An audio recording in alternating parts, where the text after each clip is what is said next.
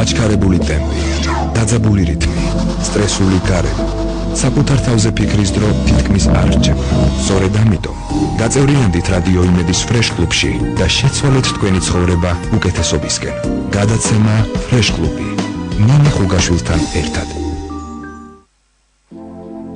დღემშვიდობის ათქონოს მე რადიო იმედს, რომლის ღია ეთერშიც ტრადიციულად ორშაბათობით სწორედ ამ დროიდან იწყება გადაცემა ფრეშ კლუბი. მე მისი წამყვანი ნინი ხუგაშვილი ვარ და ორშაბათის სიმსუბუქესთან ერთად ყველას სამშაბათო კვირის ნაყოფიერა წარმართვას გისურვებ. შემოგვიერთდით ჩვენს კლუბს Facebook-ის გვერდზეც ფრეშ კლუბ რადიო იმედი და ერთად მივიღოთ სასარგებლო რჩევები ჩვენი სტუმრებისგან. დღევანდელი გადაცემიდან გავარკვევთ რა გვჭირდება ჩვენ და ჩვენს ორგანიზმს გაზაფხულიდან სიმხნევისთვის, განწყობისთვის, ენერგიისთვის, ვიტამინების ბალანსის შევსებისთვის. შეკითხვები თქვენ შეგიძლიათ გამოგვიგზავნოთ მოკლე ტექსტური შეტყობინებების სახით ნომერზე 917778. დღეს თქვენ შეკითხვებს ენდოკრინოლოგი ანა მალაზონია უპასუხებს. დღემშვიდობისა, მოგესალმებით ქალბატონო ანა და მოგესალმებით, დიდი მადლობა მოწვევისთვის. ძალიან დიდი მადლობა თქვენ რომ გამოყავით დრო და ხართ დღეს ჩემ გადაცემის სტუმარი.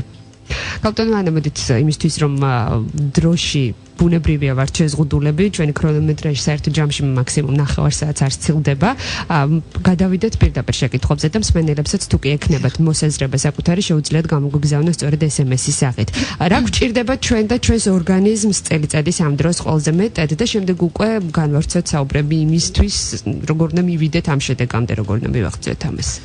წელიწადის ამ დროს როგორც წესი ორგანიზმი საკმაოდ დასუსტებული ხდება ხანგრძლივი ზამთრის პერიოდში, მით უმეტეს რომ ამ დროს ამინდის ცვალებადობასთან დაკავშირებით ჭარბობს ვირუსული ინფექციები და ვიტამინების ნაკლებობის გამო ზამთრის პერიოდში შესაბამისად ორგანიზმი არის შედარებით დასუსტებული.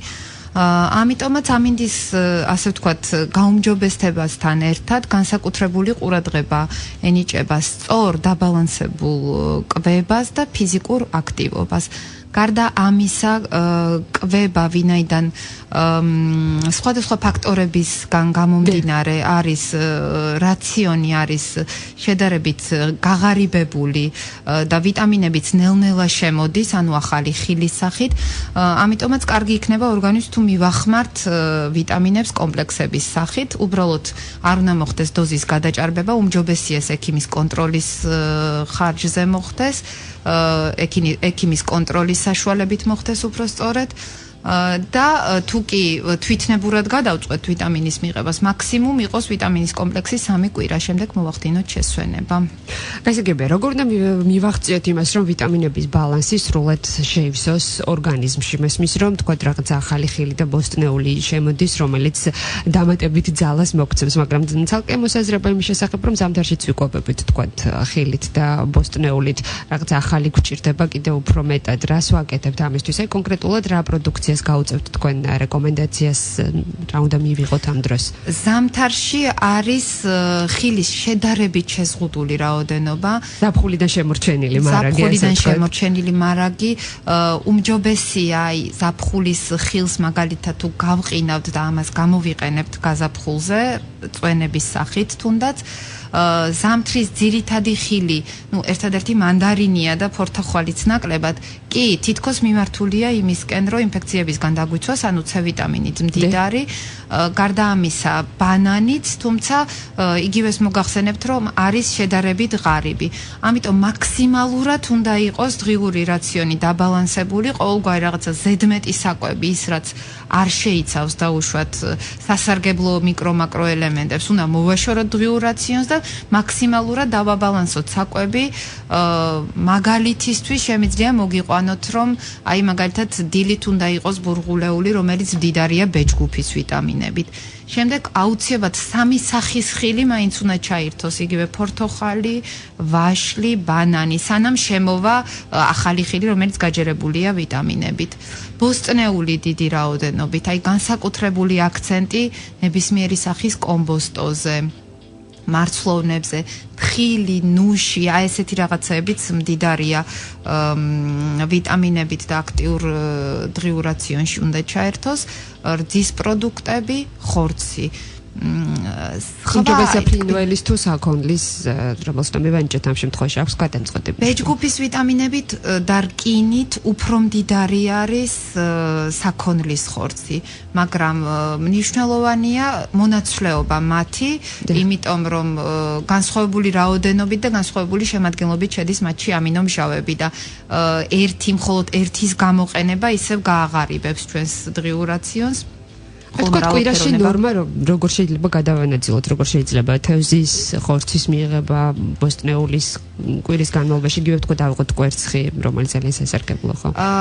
ესეც ინდივიდუალურია ახლა ყველა ადამიანისთვის. დოზის გადაჭარბებას რომ არ ქონდეს ადგილი ამ შემთხვევაში მაინც თქვა. კვირაში ყოველდღიურ რაციონში სასურველია იყოს ხორცი, ახლა ვინც მარხვას იცავს, ის თავისთავად ბალანსდება უკვე რომ ზედმეტი ხორცისგან არ იცით როგორ არის 4 შაბათი პარასკევი დაუშვათ შეიძლება იქ მცენარეული სახით მივიღოთ ცილები, მაგალითად არკოსნების, ლობიოს, გაროხის, სოკოს აი ამ სახით დანარჩენი დღეები დაუშვათ იყოს ერთი დღე ხორცი, ერთი დღე საქონლის ხორცი, ერთი დღე ქათმის ხორცი, ერთი დღე თევზი დაუშვათ. კვერცხის მიღება კვირაში 3 ჯერ სასურველია. თუმცა ესეც ინდივიდუალურია ასაკთან და სხვადასხვა დაავადებებთან მიმართებაში. სწორედ ამიტომ ჩვენთან კლინიკაში მოდიან რომ ინდივიდუალურად თითოეული ადამიანისთვის შესაბამისი დარღვევებიდან თუ ორგანიზმის ჯანმრთელობის მდგომარეობიდან გამომდინარე მოხდეს შერჩევა კვების ინდივიდუალურად და იმისთვის რომ თქვა ისევ და ისევ არ მხოლოდ თქვენს კლინიკაში არამედ უკვე სხვადასხვა ტიპის პრობლემით სხვადასხვა პროფილის კლინიკაში მისვლა არ მოგვიწევს, ალბათ თავიდანვე სწორედ შესაბამისი თადარიგის დაჭერა არ მხოლოდ თქვა ზრდასრულების არამედ ბავშვების შემთხვევაში მშობლებისგან. მაგალითისთვის ყველაზე მეტად გავრცელებულია ერთ-ერთი პროდუქტი, რომელსაც ძალიან ხშირად მოიხმარენ მეც მათ შორის და ვიყავი ძალიან ბედნიერი, როდესაც აღმოვაჩინე, რომ ჩემს გოგონას ძალიან უყვარდა სტაფილო. მაგრამ გავიგე, რომ ვთქვათ, მისი შუა გული გაცემის დაწყებამდე საუბრობდი ჩვენ ამაზე, რომ მდიდარია ბუნებრივია ნიტრატებით. თუ არ გვაქვს გარანტია, რომ მაინც და მაინც საკუთარ ბაღში მოყვანილ სტაფილოს მივირთმევთ, როგორ უნდა გავართოთ ამას თავი, როგორ უნდა დავამუშავოთ სწორედ ესე თუ ის პროდუქტი იმისთვის, რომ ვიტამინებით შენარჩუნდეს, ორგანიზმისთვისაც კარგი იყოს მისი მიღება, რას ვაკეთებთ ამ დროს? სასურველია სტაფილოს გული ამოუღოთ შესაბამისად საკვების მომზადების წინ. გარდა ამისა, წვნიანის სახით თუ კი ვიღებთ ჩვენ ბოსტნეულს, ხარშვის პროცესში ნიტრატები იკარგება ყველაზე კარგად. ბუნებრივია ამ დროს წვნიანი ვიტამინების კარგვასაც, შესაბამისად ვიტამინებიც იკარგება მასში. ამიტომ ესე რაღაც შუალედურად უმის მირთმევაც არ არის სასურველი, თუ კი არ ვართ დარწმუნებული, რომ იგივე ჩვენი ბაღჩეულიდან არის. აი გრილზე მომზადებული, ორთქლზე მომზადებული ინარჩუნებს ვიტამინებს, პლუს თერმული დამუშავებიდან გამომდინარე ნიტრატებსაც კარგავს, ამიტომ ამ სახით შეიძლება და სუპების სახით პრინციპში ესე ვერ ვიტყვით, რომ მთლიანად იშლება იქ ვიტამინების რაოდენობა. აი მწვანილი მაგალითად ძირები უნდა მოეჭრას, ძირებში გროვდება განსაკუთრებით მავნე ნივთიერებები, მაგრამ ისე ჯობია, რომ ცოცხლად მოეყაროს უკვე გამზადებულ წვნიანს, ხო და აი იქ გუღილის პროცესი ჩახარშვა არ მოხდეს ამ შემთხვევაში. რაც შეეხება ვიტამინების ათვისებას, ამას ძალიან დიდი მნიშვნელობა აქვს. ახლა სტაფილოში შემავალი A ვიტამინი და არის კიდევ 4 ჯგუფის ვიტამინი A, E, D და K ვიტამინი, რომლებიც ცხიმში ხსნადი ვიტამინებია. ამიტომ მათი ათვისება უკეთესია, როდესაც პროდუქტი არის მომზადებული ზეთზე. ახლა ზეთი დიდი რაოდენობით ზეთის მოხმარებას არ საჭიროებს. მცირე რაოდენობით ზეთში უკვე ხსნადი სახით არის, რომ ორგანიზმმა ადეკვატურად შეიწოვოს. ძალიან დიდი მადლობა. სულ ცოტა ხნით უნდა შევწყვიტოთ გადაცემა, წინ საინფორმაციო გამოშვება გველოდება, ქვეყანაში მიმდინარე მთავარი მოვლენებით, სრულ საათზე შემოგვერდება, თუმცა მანამდე გვაქვს სარეკლამო ჭრა და რამდენიმე წუთში დავუბრუნდებით ეთერში. რა გვჭირდება სიმხნევისთვის, სიჯანსაღისთვის, ენერგიისთვის, ამ ყველაფერს დაწვრილებით გადაცემის მეორე ნაწილიდან შევიტყობთ. მადლობა რომ გვისმენთ. დღეს ჩემი სტუმარია ენდოკრინოლოგი ანა მალაზონია. ფრეშ კლუბი ნინი ხუგაშვილთან ერთად. დღემშვიდობისა კიდევ ერთხელ მოგესალმებით, განვაგრძობთ გადაცემას Fresh კლუბი, გახლავართ ამ გადაცემის წამყვანი ნინი ხუგაშვილი და დღეს ჩემი სტუმარია ენდოკრინოლოგი ანა მალაზონია. საუბრობთ თემაზე, რა გვჭირდება გაზაფხულიდან, როგორც ჩვენ ასევე ჩვენს ორგანიზმს ყველაზე მეტად და ქალბატონო ანა, შეკითხვები ამოსული მსმენელებისგან და თუ შეიძლება რომ გავცეთ მათ პასუხი, მაგალითად ერთ-ერთი მსმენელი გვწერს წლინახევრის ბავშვისთვის რა საკვებია მისაღები. თქვენი კომპეტენციის ფარგლებში რა შეიძლება რომ უპასუხოთ მას? წლინახევრის ბავშვსაც ისევე როგორც მოზრდილს უნდა ქონდეს დაბალანსებული კვებითი რაციონი. ანუ ესე მარტივად შემიძლია გავცე პასუხი, რომ ბურღულეული ფაფების სახით აქტიურად, ბოსტნეულის წვნიანები, ხორცი, მოხარშულის სახით, ხაჭო, მაწონი, აი ეს არის ძირითადი რაციონი, კვერცხი იგივე და ხილი, რაც ბავშვმა უნდა მიიღოს. თუმცა უკვე რაოდენობები და ულუფების ნორმა, ეს ყველაფერი განისაზღვრება პედიატრი, დიეტოლოგის მიერ. ამიტომ უმჯობესია მას მიმართონ უფრო კომპეტენტური პასუხის მისაღებად. კი ბატონო, შემდეგ მსმენელი გვწერს მუდმივად მეძინება და ვგრძნობ, რომ დასუსტებული ვარო და შესაძლებელია ეს იყოს ვიტამინების ნაკლებობის ბრალი და როგორ და მოვიქცე ასეთ შემთხვევაში. ნებისმიერ დროს, როდესაც გაზაფხული მოდის, ჩვენი ორგანიზმი ავიტამინოზის ცოტა ხმამაღალი ნათქვამია, მაგრამ ჰიპოვიტამინოზს განიცდის. იმიტომ რომ ზამთრის პერიოდში ვიტამინების ნაკლებობის გამო ორგანიზმში მარაგი, ხარჯი მეტია და შესაბამისად მივდივართ გაზაფხულზე, განსაკუთრებით ჩვენი, ასე ვთქვათ, ცხოვრების წესი ზამთარში უფრო მეტად ვატარებთ სახლში, ტელევიზორთან, კომპიუტერთან. შესაბამისად, ნაკლებად ვართ ჰაერზე, ეს იწვევს ორგანიზმის ძალების, ასე ვთქვათ, შესუსტებას და ვიტამინებისგან გამოფიტვას. ამიტომ სისუსტე შეიძლება იყოს ჰიპოვიტამინოზის ბრალი. თუმცა მაინც სასურველია გამოიკვლიოს ადამიანმა, იმიტომ რომ მრავალი მიზეზი არსებობს სისუსტის, იგივე დაბალი ჰემოგლობინი, დაბალი რკინა, ფარისებრი ჯირკვალი რამდენად ადეკვატურად მუშაობს. შესაბამისად, თუ კი ეს ყველაფერი მოწესრიგებული აქვს, მაშინ უბრალო დაბალანსებული კვება, ფიზიკური აქტივობის მატება და ვიტამინების კომპლექსით, ასე ვთქვათ, ვიტამინების კომპლექსის ჩართვა გააუმჯობესებს მის ზოგად მდგომარეობას. კი ბატონო, 9177 გახლავთ SMS ნომერი და მისი ღირებულება არის იდენტური თქვენი მობილური ოპერატორის სტანდარტული ფასისა, SMS-ის თვალსაზრისით, SMS სერვისით რადიო ემეც უზრუნველყოფს კომპანია SMS-Co, ტელეფონი 219 14 გახლავთ. კიდევ ერთი SMS-ი ამოსული, როგორც ჩანს, ჩვენ საჭმლის მომზადებასთან დაკავშირებით საუბრობდით, რა ფორმით ჯობს და მსმენელი გვწერს, ზეთის მოხმარება საჭმლის დასრულების შემდეგ არის უფრო მეტად კარგი, თუ შესაძლებელია, მაგალითად ხახուն მოვთუშოთ მასში და საკვებად გამოვიყენოთ.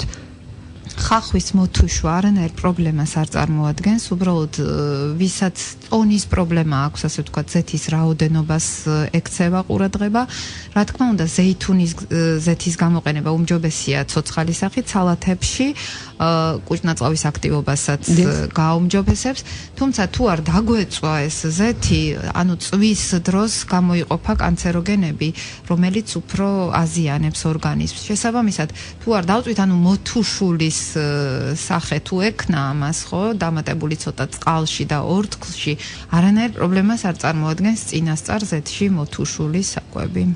კი ბატონო, და კიდევ ერთი SMS-ია დ-ვიტამინის მისაღებად, დღის რომელ მონაკვეთში სჯობს ჰაერზე ყოფნა, ალბათ გულისხმობს დილით თუ შუა დღეს, როდესაც თხუნვარი მზის ქვეშ. როცა მზე ანათებს აქტიურად და ნებისმიერი მზის, ასე ვთქვათ, კავშირი კანთან იწვევს დ-ვიტამინის წარმოქმნას ორგანიზმში. და იცით რა მაინტერესებს, აქვე ჩაგეკითხები და შემდეგ უკვე გადავიდეთ, თუ შეიძლება იმ თემებზე, რომელზეც ჩვენ საუბრობდით რეკლამამდე, დ-ვიტამინის მიღებასთან დაკავშირებით, ნუ მესმის, რომ ცხუნვარი მზის ქვეშ ბუნებრივია, შესაძლებელია უკვე ამან არის ის პერიოდი, როდესაც დამწრობის საფრთხე ნელ-ნელა იზრდება, შესაძლებელია, რომ ჩრდილოში ითამაშოს და ეს მზის სხივები თუ ვერ ხდება, ვთქვათ, მიღება მისი.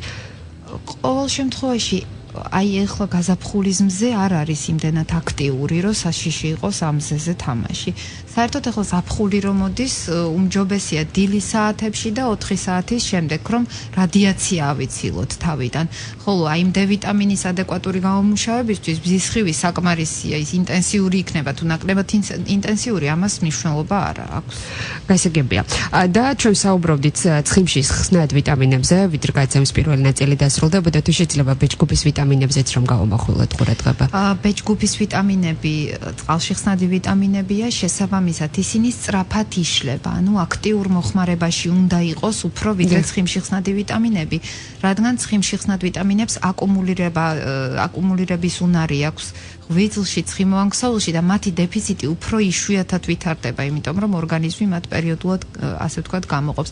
რაც შეეხება ბეჭდგუფის ვიტამინებს, ამიტომაც არის აქტიურ მოხმარებაში უნდა იყოს ბურღულეული, რომელიც მდიდარია ბეჭდგუფის ვიტამინებით, იგივე ხორცი, ანუ მუდმივი მიწოდება ამათი საჭირო, რომ სწრაფი დაშლისგან, ასე ვთქვათ, თავი ავიცილოთ და ამ ვიტამინების მნიშვნელობა ძალიან დიდია განსაკუთრებით ჭარბწონიანებისთვის, იმიტომ რომ ისინი მონაწილეობენ მეტაბოლიზმის აქტიურობაში, განსაზღვრავენ ცხიმების, ნახშირწყლების, ასე ვთქვათ, დაშლის და მათ მიერ მერე ენერგიის წარმოქმნის პროცესებს.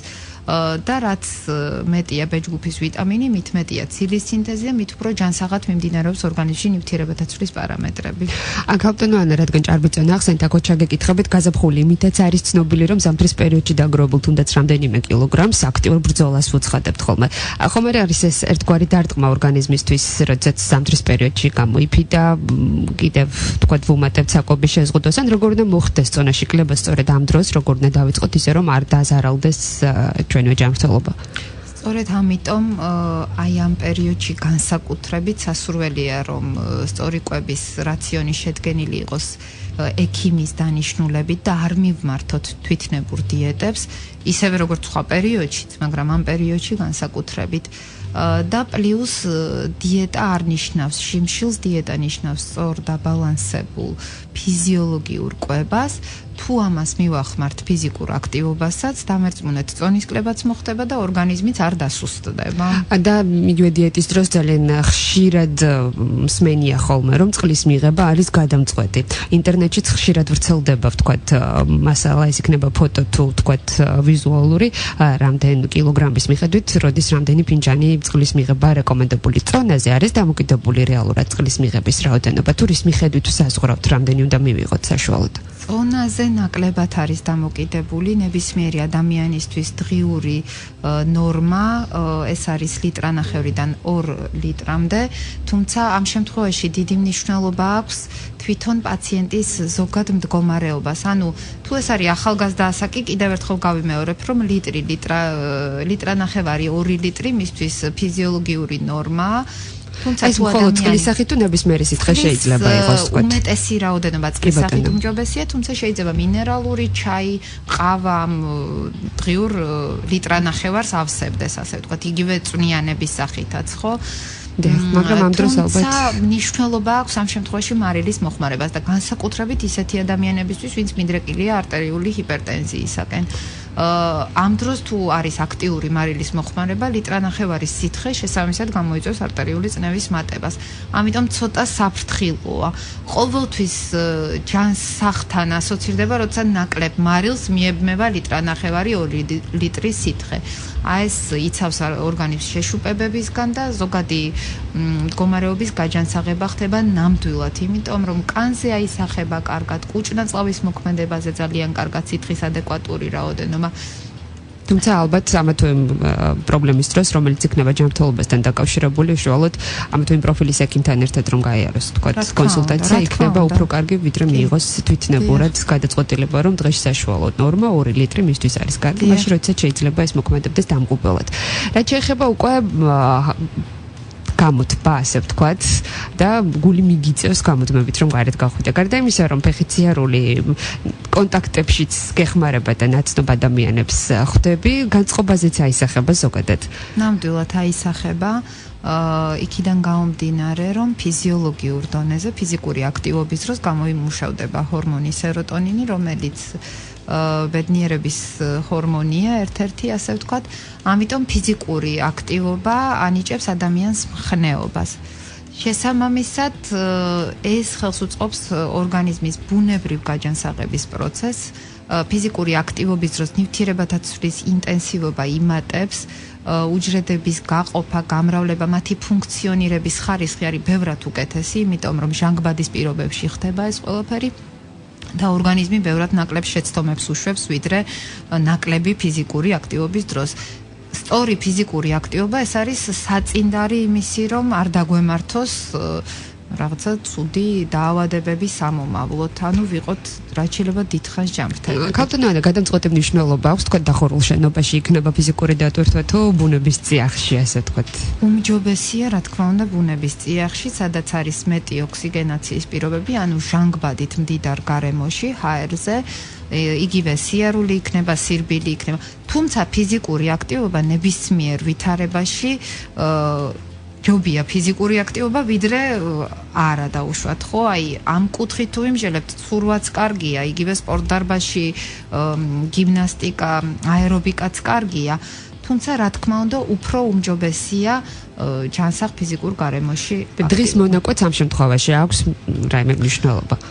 ჟანგბადი უფრო თქვენ იცით რომ ზის მზესთან ასოცირდება, იმიტომ რომ ფოტოსინთეზის დროს წარმოიქმნება, ამიტომ უმჯობესია დღის საათებში, როდესაც არის დღის სინათლე და პრინციპში იქიდან გამომდინარე რომ ფიზიკური აქტივობა გინდა შენობაში იყოს, გინდა ღამით, გინდა დღისით, ნებისმიერ დროს კარგია.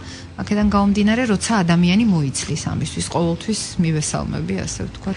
ძალიან დიდი მადლობა, გადაცემა დასასრულს უახლოვდება, მაგრამ ვინც სწორედ ახლა შემოგვერთდა, თუ შეიძლება ერთგვარი რეზიუმე სახით, რომ მივაწოდოთ რჩევები, რა უნდა გავაკეთოთ წელიწადის ამ დროს და როგორ უნდა შევავსოთ ენერგიისთვის და სიმხნევისთვის აუცილებელია, ასე ვთქვათ, ვიტამინების ბალანსი ჩვენს ორგანიზმში. პირველ რიგში ისევ და ისევ დაბალანსებული სწორი კვება ჩვენს დღიურ რაციონს, რაც გაამდიდრებს, ბურღულეული, ცილები, კვერცხის, ხაჭოს, რძის პროდუქტების საუზმე აუცილებელია. საუზმე აუცილებელია, გადამწყვეტია, ნამდვილად. მხოლოდ ამის შემდეგ ყავა. კი, ნამდვილად. ორგანიზმი დილით ყველაზე მეტად არის მომზადებული ენერგიის მისაღებად და სწორი სახით, ასე ვთქვათ. აქედან გამომდინარე, საუზმის მოკლება არავითარ შემთხვევაში არ შეიძლება. საუზმე საწინდარია შემდგომში უკვე სწორი ნივთიერებათა ცვლის წარმართვის დღის მანძილზეც. და ისევ გაზაფხულისთვის, ვინაიდან ზოგადად ნიადაგი გარემო დღევანდელ დღეს არის გაღარიბებული ვიტამინებისგან, კარგი იქნება ვიტამინების კომპლექსის სახით დამატება, პლუს აქტიური, ასე ვთქვათ, ფიზიკური აქტივობა. გასაგებია. უღრმესი მადლობა, მაგრამ კიდევ ერთი ბევრი შეკითხვა მაქვს, მაგრამ გადაცემის დრო და თქვენი სამუშაო გრაფიკიც არ მაძლევს უფრო მეტი საუბრის საშუალებას. უბრალოდ ბოლოს კითხავთ, დაძინებამდე რამდენი საათით ადრეა რეკომენდებული ბოლო ულუფის მიღებას. თქვით, იმიტომ რომ გავრცელებული აზრი საღამოს 6 საათზე არ უნდა ჭო, მაშინ როცა შეიძლება მე დილის 4-ზე ვიძინებ საერთოდ. არის ეს დამოკიდებული დაძინება? საღამოს ნივთიერებათა ცვლა მიდის უფრო ნელა, უფრო მდორეთ, ანუ ის კალორიები, რასაც ჩვენ ღამის საათებში ვიღებთ, ის ნელა იწვის და ბუნებრივია ორგანიზმი არ მოითხოვს ამ დროს ენერგიას და გროვდება ზედმეტი ცხიმების სახით.